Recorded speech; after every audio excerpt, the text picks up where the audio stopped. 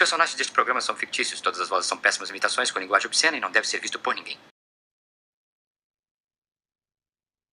Então, bem-vindos, Usameki e José Augusto, a nosso curso de tópicos em Geometria e Dinâmica ofertado pela Universidade Federal do Maranhão no campus de Balsas. Então, antes de começar, gostaria de fazer um resumo da aula número 8, né? Já que nossos encontros acontecem só, né, nas sextas-feiras, né? Então, há que lembrar, né, porque a pessoa esquece, né, daquilo que foi feito. Então, nessa aula número 8, que nós provamos? Nós provamos que todo elemento, né, desse conjunto PV, esse conjunto, eu lembro que esse conjunto PV é simplesmente, né, aqueles vetores pitagóricos,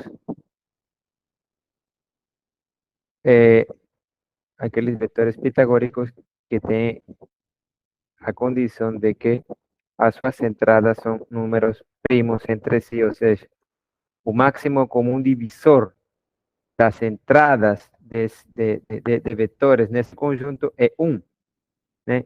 E também establecimos nessa aula número 8 de que só era preciso determinar os elementos desse conjunto PV para determinar todos aqueles vetores que fossem pitagóricos, porque nós propusimos uma afirmação nessa aula número 8 que dizia que todo vetor pitagórico é um múltiplo escalar de um vetor pitagórico básico. Beleza? Então, basicamente, isso significa que tu está no cone, né? Vamos supor que tu está no cone, então tu tem um vetor aqui, digamos que esse vetor é pitagórico, tem uma setinha, tem um traço aí e tal. Então, dado esse vetor A, B, C pitagórico, digamos que ele é pitagórico e não é básico. Se ele é básico, obviamente, né, como todo vetor é paralelo a si mesmo, então tudo bem. Mas se ele não for básico, a afirmação falava, existe um básico de tal forma que tu multiplica esse básico, tu estica o vetor, estica, né? Alonga, de tal forma que tu consiga aquele vetor vermelho, né? Esticar nesse sentido seria multiplicar por um entero positivo. Então, todo vetor pitagórico é um múltiplo escalar de um vetor pitagórico básico. Outra coisa que nós provamos nessa aula foi, nós estabelecimos a cara segundo paridade de um vetor pitagórico básico. Então, segundo paridade, um vetor pitagórico básico é da forma: primeira entrada par, segunda entrada ímpar e a terceira entrada é ímpar, né? Ou seja, salvo permutação das duas primeiras entradas, o sea, salvo que tu permutes aqui, todo vetor pitagórico tem essa forma: par, básico, né? Par, ímpar, ímpar. Ok? Então, a partir de agora, todo vetor pitagórico básico tem essa cara. Essa cara segundo paridade: par, ímpar, ímpar. Beleza? Então, ficou a pergunta: cara, será que saber isso ajuda a determinar os elementos do conjunto PV? Será que saber que um vetor pitagórico básico tem essa cara ajuda a determinar os elementos desse conjunto? A partir dessa informação de que a terceira entrada era ímpar, nós propusimos uma estratégia. E qual foi a estratégia? Cara, fixa um número ímpar. Aqui está o conjuntos naturais. 1, 2, 3, 4, 5, 6, N, conjuntos naturais.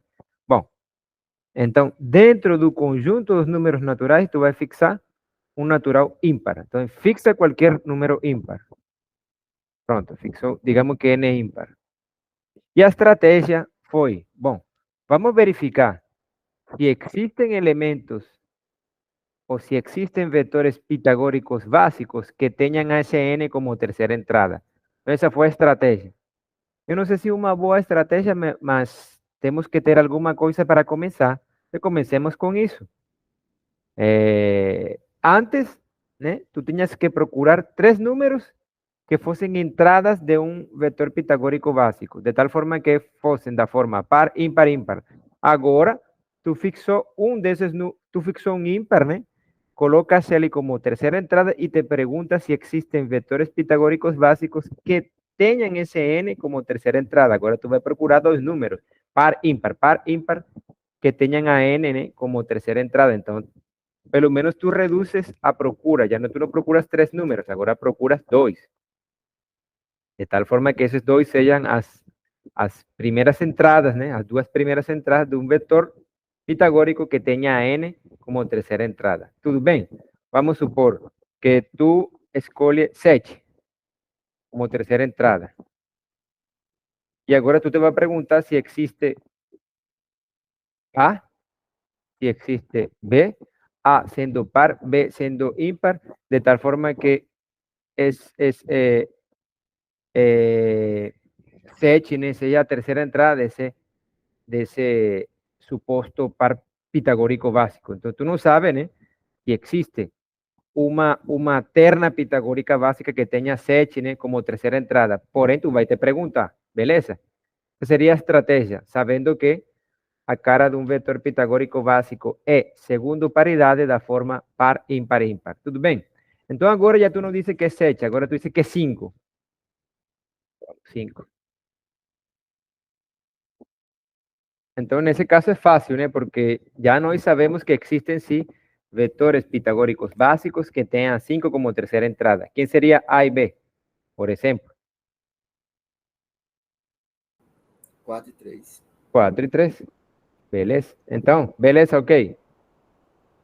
Outra tripla pitagórica que tenha 5 como terceira entrada é aquela que se tem permutando essas 2 primeiras entradas.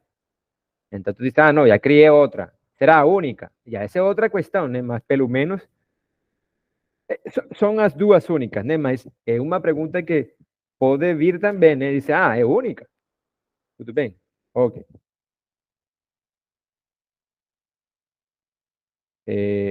Digamos aqui 3. 3 é um ímpar? Sim, um ímpar. Então, será que existe uma terna pitagórica básica que tenha 13 como terceira entrada? Pergunta. Desde aí eu coloco o cronômetro. Aí, van respondendo aí, por favor, para procurar o cronômetro aí. Alguém que tenha um cronômetro para colocar 25 minutos, porque senão, Vou colocar aí, pera.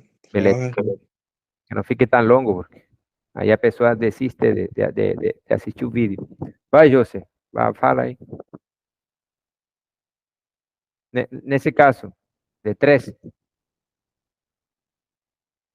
existem A e B, tal que sejam as 2 primeiras entradas de uma terna pitagórica básica que tenha 13 como terceira entrada.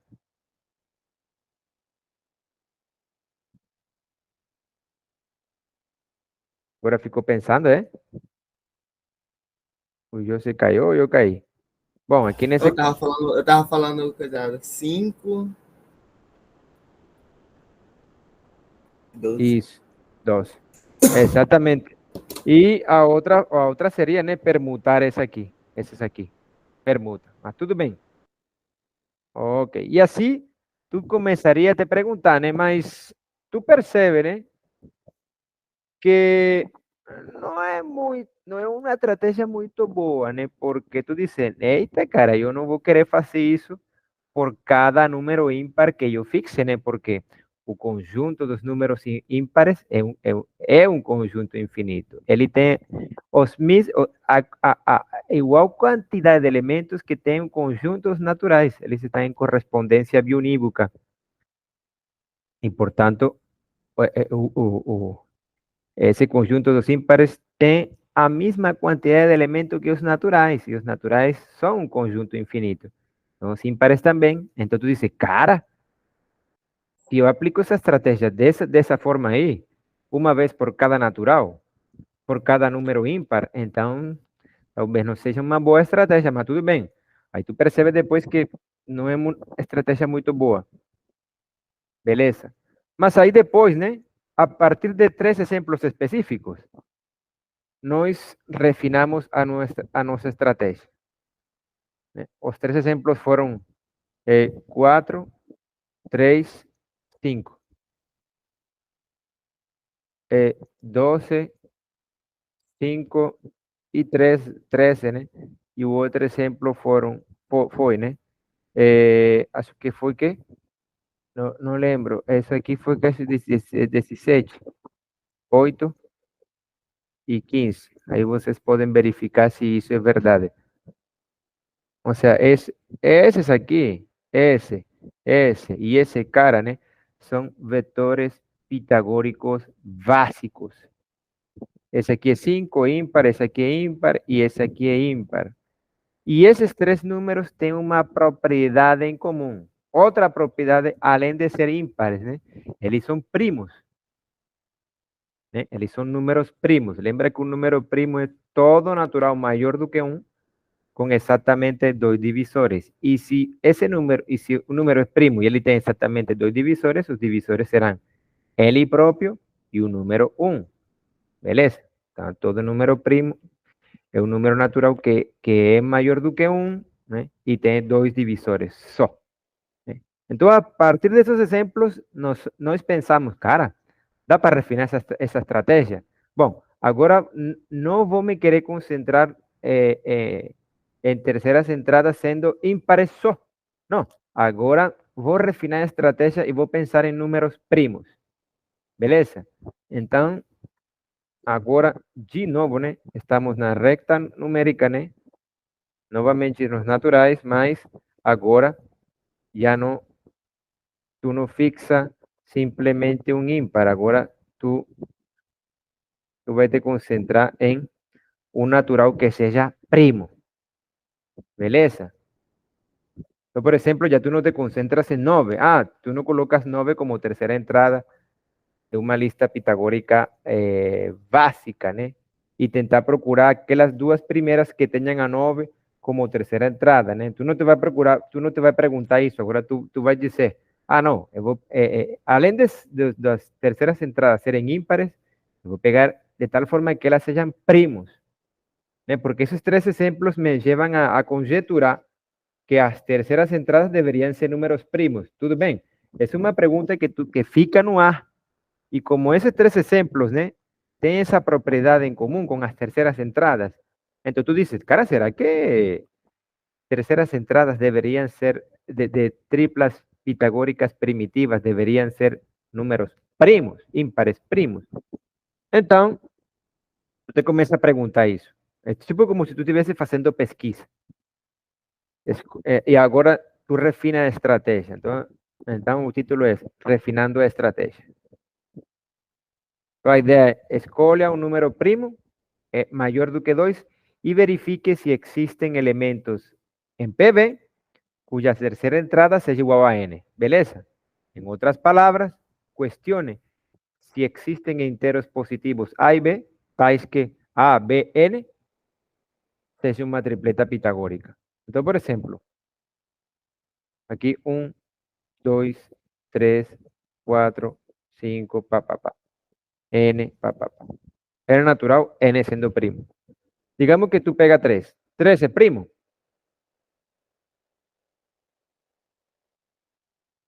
Sim. Sí, 3 es primo. Entonces, vale preguntar, vale aplicar estrategia a ese número. Entonces tú dices, pregunta, ¿será que 3 puede ser tercera entrada de una lista pitagórica básica? Esto es, ¿será que existen A y B enteros positivos tais que 3 sea a tercera entrada de una lista pitagórica básica, tendo A y B como primeras entradas? ¿Quién responde eso ahí?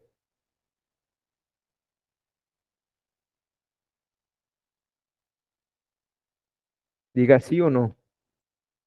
Não. No. No. No. Y no es un simple no, ¿eh? A gente podría probar que que não pelo seguinte. Então, aqui está 1, 2, 3, né? Então, eu escolhi n igual a 3.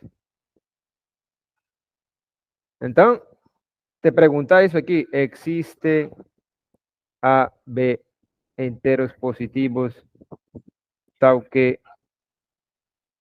A, B, 3 seja básico. Isso equivale a se perguntar que, José, se tu sabes, ou Sameki. Oi. Essa pergunta aí equivale a se perguntar que coisa. Porque o José respondeu que não, mas como que, por que, José? Existe o ponto A e B dentro dos inteiros, onde A e B é entrada de 3, no caso A e B. No caso, existe A e B, que 3 seja entrada um pitagórico. Não, por isso, essa seria a pergunta, mas qual seria porque o José disse que não é possível construir uma tripla pitagórica básica que tenha a 3 como terceira entrada. Mas José disse que não, aí eu quero saber por quê. Ele quer saber se vai existir A e B, tal que a soma dos quadrados deles seja igual a 9. Exatamente, então. Acontece que isso que tu está afirmando, tu pode colocar em pergunta. Então, isso equivale a se perguntar se 9 é suma de 2 quadrados perfeitos.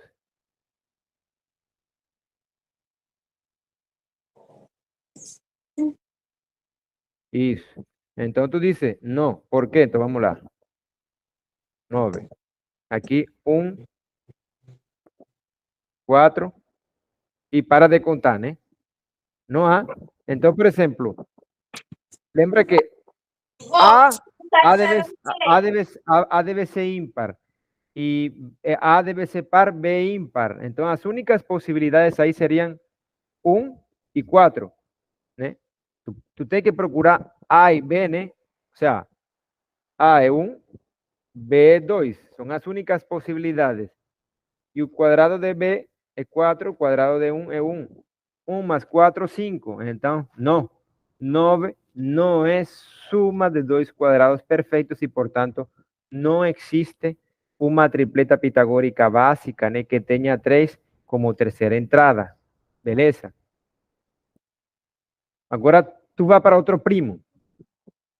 Digamos, existe A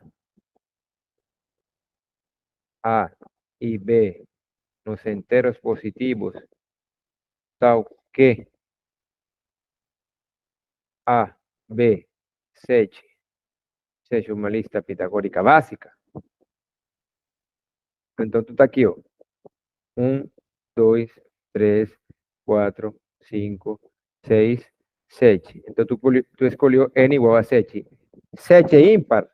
7 é ímpar e é primo. Então, vale se perguntar, né? Porque lembra que estamos refinando a estratégia. Essa pergunta aqui equivale a outra pergunta. A se perguntar se 49 é suma de 2 cuadrados perfeitos. Tu vai lá. Aqui, 49. Aqui, 36. 25. 16. 9. 4. 1. Lembra, pessoal, que eu tipo, estou esboçando uma linha, né? Eu não estou me importando com o espaçamento, né? Porque aí tu diz, não, mas, cara, parece que estão igualmente espaçados. Não, é um esboço aí e tal. Beleza? Porque o meu interesse é outro, né? O meu interesse é responder essa pergunta aí tal. Ok. Então, será que 49 se expressa como suma de 2 quadrados? E lembra que esses quadrados têm que ser da forma par-ímpar. Não pode ser par-par nem ímpar-ímpar. Tudo bem? Porque a tripleta que tu está querendo é construir uma tripleta pitagórica básica. Beleza? Então, por exemplo, 4 y 1 serve, sí, par ímpar. Más 4 y 1 es 5, ¿no? Entonces no te da 49. Ese y ese tú no pegas, ¿no? Porque ambos son ímpares. Entonces tú comienzas a pegar todas las posibilidades que tú possas formar, nunca te dan 49. Tudo bem? Ok. Então, Eu tava tentando aqui. não, tudo bem, é isso que a pessoa faz, né? Eu Tentar. ia tentar infinitamente. No, pero no es infinitamente porque un número de posibilidades, ¿no? Es finita porque tú no procuras cuadrados a derecha de 49 porque ahí no tiene sentido. Porque a suma te tiene que dar 49, entonces tú procuras entre esos cuadrados. Entonces tú tienes 1, 2, 3, 4, 5, 6. Entonces no da para tentar infinitamente porque un número de posibilidades ahí es finita. Y aliás, tú no haces cualquier suma, tú haces una suma de un cuadrado par con un cuadrado impar, porque ya tú sabes que A debe ser par y B debe ser impar. Entonces, si A es par, U cuadrado dele es par. Y si B es impar, U cuadrado dele es impar. Beleza? Ok. Mas então, uma primeira tarefa que nós fizemos foi, bom, nós vamos responder essa pergunta a partir de um grupo de primos. Vamos pegar um grupo de primos. Então, mesmo que eu te estou explicando o que eu fiz, e esse projeto serve, né, para que tu entendas como que funciona a pesquisa em matemática, pelo menos no nível de iniciação científica. Então, tu queres, tu te coloca uma pergunta, né, e aí... sabe que de su audio. Ahí tú te colocó, tú te cuestiona, tú quieres responder esa pregunta que tú te colocó. Entonces, ¿cómo es que vamos a hacer? Bueno, vamos a escoger primos entre 2 y 100. Entonces, vamos a concentrar en un grupo de primos. Y a partir de ese grupo de primos, esos serían casos particulares y tal vez esos casos particulares te ayuden a responder a pregunta original. Beleza? Então, o que nós fizemos foi, bom, vamos pegar os primos entre 2 e 100. Beleza? Entre 2 e 100. Outra coisa que nós se percebeu, não sei se vocês se lembram, foi que, cara, 5, 13, 17 são primos, são ímpares de que forma? Se eu te lembrar. Ou não sei se alguém lembra aí. 4K mais 1. Isso. Ímpares. Ímpares son 1, 3, un número ímpar es cualquier número natural que sea que no es divisible por 2. O sea, siempre desarresta 1 cuando tú divides ele por 2. Y 11. ¿No?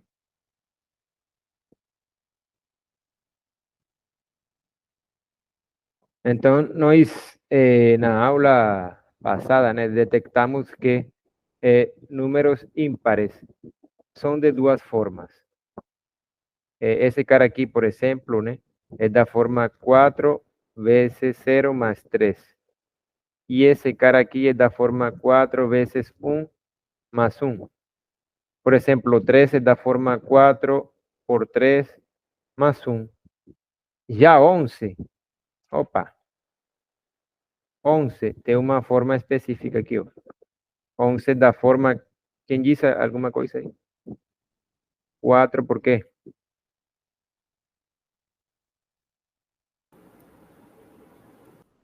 Cuatro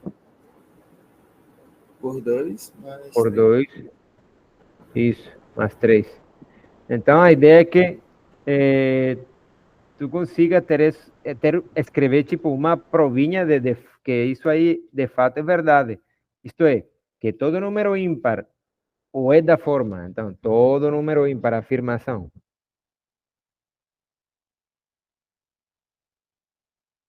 Todo número ímpar é da forma 4K más 3 ou da forma 4K más 1 para algum K.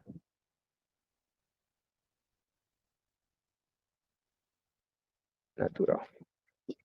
E lembra que deveria sim construir uma provinha disso aí, porque a ti não te servem casos específicos, porque tudo bem, os casos, tu poderia fazer mil exemplos e comprovar que sim, desses 1000 exemplos, há ímpares da forma 4K mais 3 e há outros que são da forma 4K mais 1, mas isso aí não te daria certeza de que isso de fato acontece para todo número ímpar. Então, pensa aí uma forma, né, de um argumento que estabeleça a veracidade dessa informação para qualquer número ímpar. Tudo bem?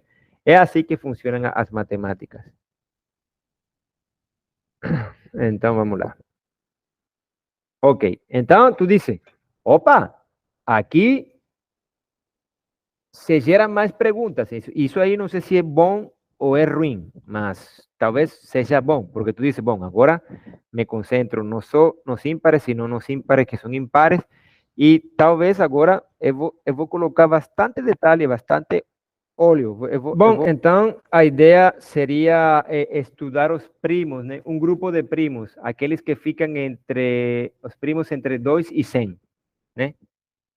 Então vamos lá. Aí nós vimos, né, por exemplo, que os primos entre 2 e 100 são 2, 3, 5, 7, 11, 13, 17, 19, todos aqueles que vocês estão olhando na tela, né? Bom, aí, então a ideia, né, é estudar aquela pergunta que foi feita para esses primos. Especial interesse serão aqueles primos da forma 4K mais 1, né? Beleza. Então, eu proponho um exercício aqui, que é o exercício número 2. Diz que prove que todos os vetores abaixo listados são pitagóricos primitivos. Vetores 4, 3, 5, os vetores 12, 5, 13, 15, 8, 17, já sabíamos. Mas agora apareceram outros vetores na jogada, né? Esse aqui, esse aqui, esse aqui, esse aqui, esse aqui, esse aqui, esse aqui, esse aqui. E vejam, 29, né? É da forma 4 vezes 7 mais 1, ou seja, da forma 4K mais 1. 37 é da forma 4 vezes 9 mais 1. 41 é da forma 4 vezes 10 mais 1. E esse 53 é da forma 4 vezes 13 mais 1. Então, todos esses primos que são terceiras entradas dessas listas são da forma 4K mais 1. E todos eles, vale provar, né? Que são, restaria provar que são pitagóricos primitivos. Por exemplo, tu gostaria de provar que esse aqui é pitagórico primitivo. O que tu tem que fazer? Tu tem que verificar que se as entradas, né, desse vetor satisfazem a identidade pitagórica. Isto é, tu tem que provar que a suma do quadrado de 20 com o quadrado de 21 te dá o quadrado de 29. Beleza? Além do mais, tu terá que provar, o sea, se isso aqui é verdade, tu tem uma igualdade, a tripleta pitagórica. Mas restaria provar que é primitiva. E como tu provaria isso? Tirando o MDC dos números 20, 21 e 29. Se o MDC desses números te dá 1, então, nesse caso, a tripleta é primitiva básica, primitiva, né? Então, pronto. Então, o exercício 2 te está dizendo, opa, nós criamos novas triplas pitagóricas. Aliás, descobrimos, né? Além de essa aqui, dessa e dessa, existem mais outras. Esta. E outra coisa que eu proponho, né, para vocês provarem é que aqueles outros primos entre 2 e 100, aqueles que são da forma 4J mais 3, nunca serão terceiras entradas de uma tripleta pitagórica primitiva, né? Por exemplo, já sabíamos que 3 não pode e 7 não pode. Por exemplo, 11 também não poderia. 11 da forma 4 vezes 2 mais 3. 11 também não pode. Então, provem. Primeiro, se tu poderia não ter preguiça, né? Então, tu teria que fazer a conta à mão. Verificar que não há, por exemplo, 11. Para verificar que 11 não é a terceira entrada de uma tripla pitagórica, tu teria que verificar que 121 não é suma de 2 quadrados. Então, tu teria que fazer a mão. Ou procurar um raciocínio que não implique fazer contas. Beleza? Então, por evitar a preguiça, tu força tu cérebro a encontrar um raciocínio que te ajude a não fazer as contas, né?